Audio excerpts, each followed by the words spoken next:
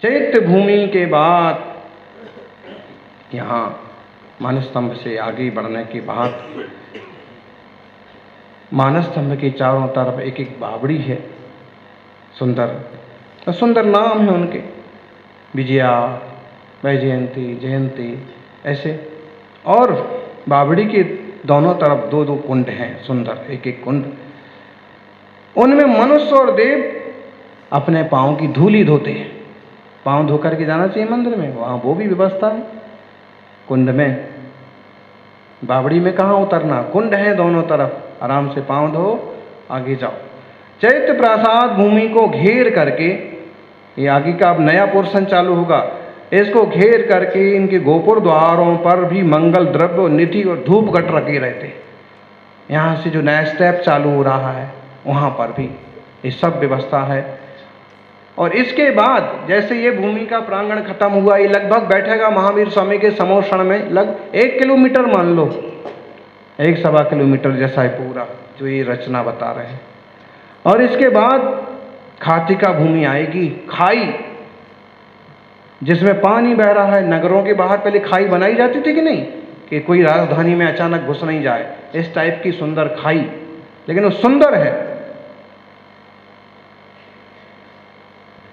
और उस खाई में तीर्थंकर की जितनी ऊंचाई है उससे चौथा भाग, अगर महावीर स्वामी 7 हाथ के हैं तो उसमें पानी कितना होगा, चौथा भाग। चौथा भाग मानो 1.25 हाथ के बराबर इतना पानी रहेगा और सुंदर।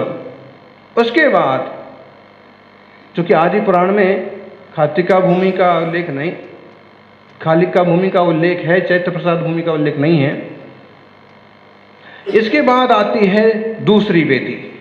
एक पहली वेदी हो गई, फिर दूसरी वेदी आई। अब है तो प्रथम वेदी के समान सुंदर ऊंचाई को लिए हुए, और इसके आगे लतावन, लताएं हैं, तरह तरह की बल्लरियां जैसे यहाँ लगा रखी हैं, पान के पत्ते जैसे छोटे छोटे गुच्छक, लता भूमि। लता भूमि के बाद दूसरा कोट आता है, चांदी के समान है, धूली साल के समान है। यहाँ पर भी देवता लोग रखवाली के लिए, चौकीदारी के लिए खड़े रहते हैं।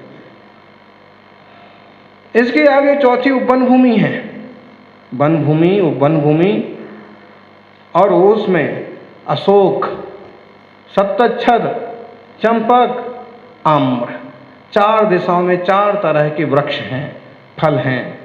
और बीचों बीच उनमें एक चैत्य वृक्ष है जिसकी चारों दिशाओं में जिन प्रतिमाएं विराजमान हैं, और मुनिराज उनकी वंदना करते हैं, चक्रवर्ती पूजा करते हैं।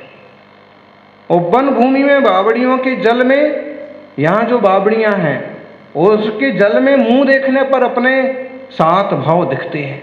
पिछले भाव में क्या किया, उसके पिछले भाव में क्या किया, उसके पिछले भाव में, आगे के 3 भाव, पीछे के 3 भाव, और एक वर्तमान का। ऐसे ही इसके भी दोनों पार्श्व भावों में तो नाट्यशालाएं तो हैं ही, 2-2 नाट्यशालाएं हैं। इस वन भूमि के बाद में तीसरी वेदी है, इस पर यक्षेंद्र देव का पहरा रहता है।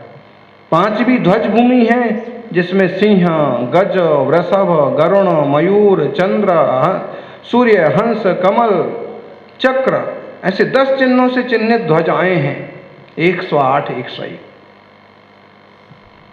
और प्रत्येक ध्वजा के साथ एक महाध्वजा और उसकी सहयोगी ध्वजाएं 108, 108 फहराती रहती हैं। इसके बाद चांदी के समान सुंदर तीसरा परकोटा है, ये भी धूली साल के समान बहुत ऊंचा है, समोषण की रचना। इसके द्वार रक्षक हैं भवनवासी देव। फिर छठी कल्प भूमि है, कल्प वृक्ष है वहां पर, जो मांगो सो मिल जाएगा। अब कोई किसी लिए ना जाए तो मांगने के लिए तो समोषण में चला ही जाएगा। दादी की घंटी बज गई। देखिए, कल्प वृक्ष 10 प्रकार के होते हैं, पानांग, भूषणांग, तुर्यांग, वस्त्रांग, भोजनांग, आल्यांग, दीपांग, भाषणांग, मालांग, तेजांग। तरह तरह के कल्प वृक्ष हैं और उनके जैसे नाम हैं वैसी वस्तुएं प्रदान करते हैं। इन भूमि में, इस भूमि में नमेरु, मंदार, संतानक और पारिजात नाम के सिद्धार्थ वृक्ष हैं। उन पर चारों दिशाओं में जिन प्रतिमाएं विराजमान हैं, मुनिराज उसकी वंदना करते हैं। इसके भी पार्श्व भागों में 2-2 नाट्यशालाएं हैं और 32-32 देवियां नृत्य करती हैं। इसके आगे चौथी वेदी आती है। वेदी का मतलब थोड़ा उठा हुआ स्थान, अपने जैसी छोटी सी वेदी बना दी ऐसे नहीं, वो एक स्टेप्स आएंगे उस पर चढ़ करके, तो ऐसा उठा हुआ रूप बनता जाएगा आगे। तो ही तो समोषण ऐसे बनाया जाता है, एकदम समतल नहीं बनाते। तो ये वेदी आई, चढ़ेंगे उस पर। इस वेदी चौथी वेदी।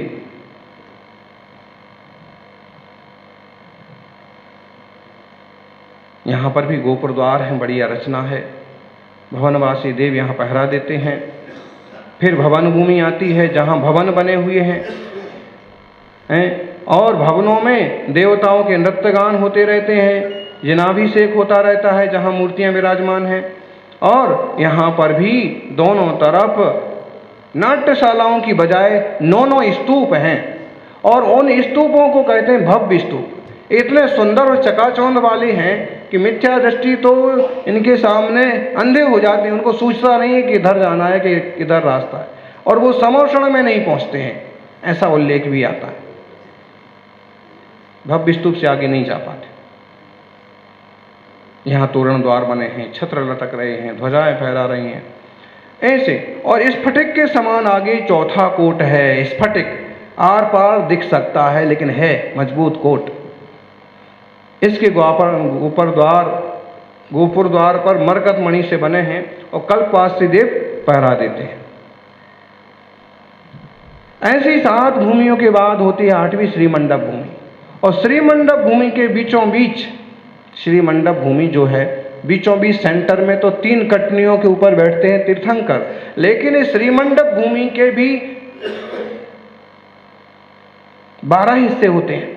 एक तो 4 जो गली रास्ते आ रहे थे, वो 4 रास्ते हैं ऑलरेडी, और उन 4 रास्तों की 8 दीवारें हो गई। फिर बीच में 8 दीवारें और बनती हैं, 16 दीवारें हो जाती हैं। 16 दीवारों के कारण से 12 कोठे बन जाते हैं। वहां आप देखेंगे समोषण में तो जल्दी ध्यान में आएगा कि 12 कोठे बन जाते हैं, और 12 के 12 कोठे बड़े बड़े सभागार तीर्थंकर की तरफ खुलते हैं सब दिशा से, और उसमें 12 प्रकार के मनुष्य गण, देवगण। सबसे पहले तो मुनिराज बैठेंगे, गणधर मुनिराज, फिर कल्पवासिनी देवियां, फिर आरिका श्राविकाएं, फिर देवियां, फिर देवियां, फिर देवियां, फिर देव, फिर देव, फिर देव, 4 जगह, और फिर मनुष्यों का 11वें नंबर पर, और 12वें में तिर्यंच बैठेंगे। ऐसे समोषण की अद्भुत रचना होती है। और 3 बड़ी बड़ी पीठिकाएं, कटनी, और उसके ऊपर जाकर के पहली कटनी पर परिक्रमा की व्यवस्था है, 16 सीढ़ी चढ़ करके। मरकत मणि से बनी हुई दूसरी पीठिका है, वहाँ पर फिर निधियाँ रखी हैं, द्रव्य रखे हुए हैं, और उसके ऊपर जो कटनी है उसके ऊपर सोने का सिंहासन, और उसके ऊपर फिर कमल, और उसके ऊपर तीर्थंकर भगवान अधर में विराजमान है। कैसा समोषण का वैभव होता है, कैसी समोषण की महिमा होती है। सर्वान यक्ष, यक्षेंद्र यक्ष अपने मस्तक पर, जहां श्रीमंडप भूमि प्रारंभ होती है वहां पर खड़े रहते हैं, और उनकी मस्तक पर 1000 आरे का चक्र शोभायमान होता है, तीर्थंकर के वैभव का प्रतीक।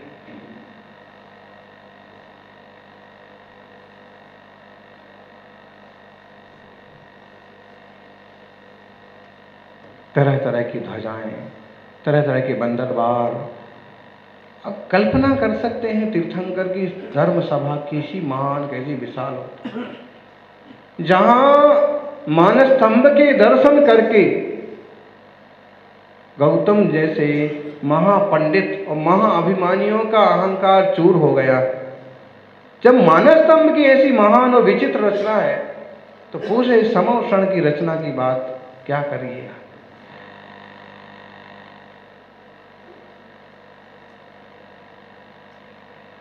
ऐसा मंगलकारी समोषण का वर्णन है और ऐसे समोषण की रचना यहाँ सुंदर रूप से हुई है। ऐसी रचना में तो कल्पद्रुम जैसी पूजा भी होना चाहिए।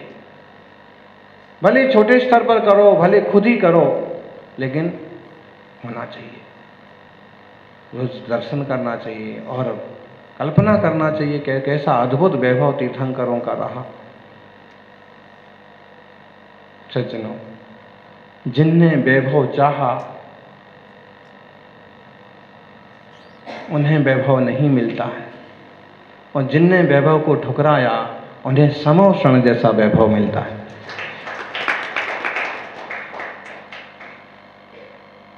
अद्भुत बात है, जो पाने की दौड़ में दौड़ते हैं वे कुछ नहीं पाते हैं, और जो खोने की दौड़ में दौड़ते हैं वो सब कुछ पा जाते हैं। जिन धर्म का, जिन शासन का गणित बड़ा उल्टा लगता है, लोगों को लगता होगा कि क्या महाराज जी ऐसा नेगेटिव प्रवचन देते हैं, क्या रखा है मकान में, क्या रखा है दुकान में, क्या रखा है धन पैसे में, ये कुछ भी साथ जाने वाला नहीं है, ये कोई समृद्धि नहीं है, ये समृद्धि नहीं है, ये तो केवल परिग्रह है, पाप का कारण है। और कभी कभी ना तो कोई सेठिया ना झुंझला जाता है, इनके पास तो कुछ है ही नहीं, और जो हमारे पास है तो उसको और गले आते रहते हैं बोले, जबकि वास्तविकता वस्तु व्यवस्था वो बता रहे हैं। इसलिए कभी हम जब इस टाइप से बोलते हैं तो साथ में एक बात और बोलते हैं कि भाई ग्रस्त हो श्रावक हो आप, तो ग्रस्त श्रावक हो तो श्रावक के पास ये सब होता है, लेकिन उसको होने के बाद भी एक समझ होती है कि मेरा नहीं है। आप कहोगे होने के बाद कैसे समझ होती है? अरे होने के बाद समझ होने का नाम ही तो सम्यक दृष्टि है। बोलो, यानी सब कुछ होने के बाद भी उसमें अपनेपन का परिणाम नहीं होना, आसक्ति पकड़ने का परिणाम नहीं होना, यही तो सम्यक दृष्टि की पहचान है। वो जानता है उपचार से सब मेरे हैं। जब कोई पूछेगा कि भाई किसका बेटा है, तो आप कहोगे ये अशोक का है, ये नरेश का है, ये दिलीप का है, अरे राजकुमार का है, सुरेश का है, ये अमुक का है, ऐसे ही कहोगे। जब कोई पूछेगा, कभी कोई बात आएगी, कहीं लिखने की बात आएगी तो, लेकिन उसको ज्ञानी को पता रहेगा उपचार से व्यवस्था है।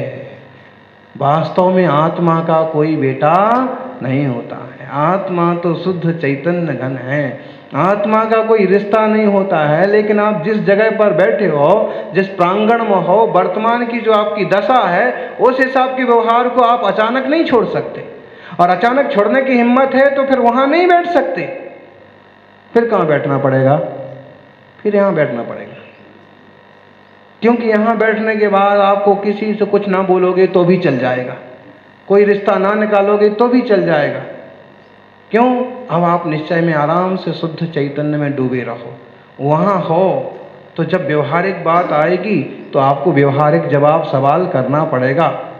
किसका घर है, नाम लिखाओ, किसका टैक्स आया है भरो, किसका लेना है तो लो, उसी ढंग से चलेगा। लेकिन ज्ञानी को ख्याल रहता है ये सब मैं उपचार से कर रहा हूं, स्वभाव से नहीं।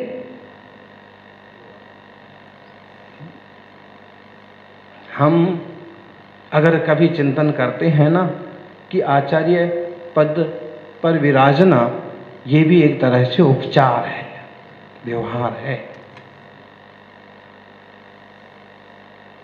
क्यों? आत्मा का स्वभाव आचार्य उपाध्याय होना नहीं है। एक तरह से कर्तव्य दृष्टि से यह कार्य जो शिक्षा दीक्षा दें, जो पंचाचार का पालन करें कराएं, वो आचार्य श्री है। लेकिन वो आचार्य श्री इसी सांचे में घिसे नहीं रहना, पकड़े नहीं रहना चाहते हैं। वो अंततः चाहते हैं कि इससे आगे बढ़ करके घातीय कर्मों का नाश करके अरहंत और सिद्ध दशा होना चाहिए।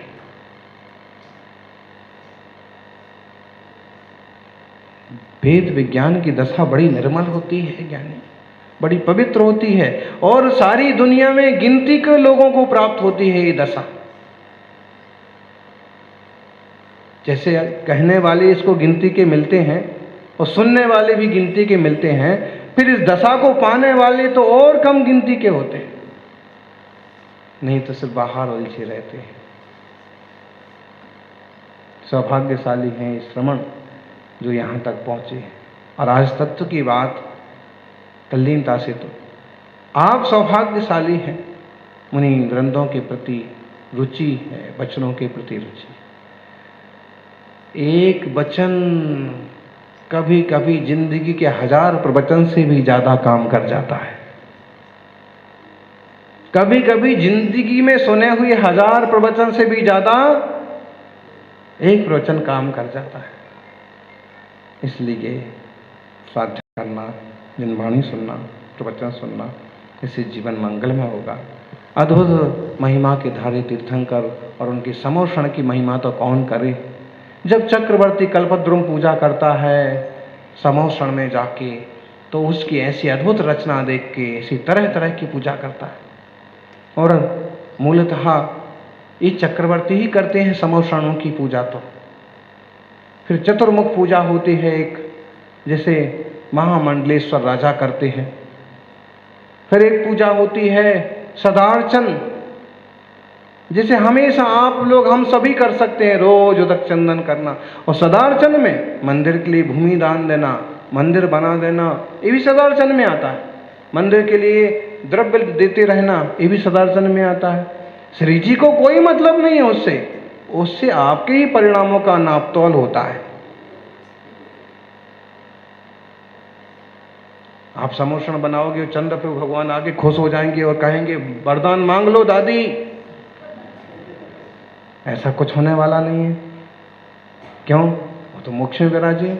इससे ये जरूर होने वाला है कि तुम्हारे परिणाम इतने प्रशस्त हो रहे हैं, और इन प्रशस्त परिणामों का फल ये होगा तुम्हारे आत्मा का ही उत्थान होगा, विकास होगा, कल्याण होगा। ऐसे कल्याण के परम पवित्र पथ पर अपन सभी चलते रहें, ऐसी मंगल भावना। जय बोलिए 24 तीर्थंकर भगवान की।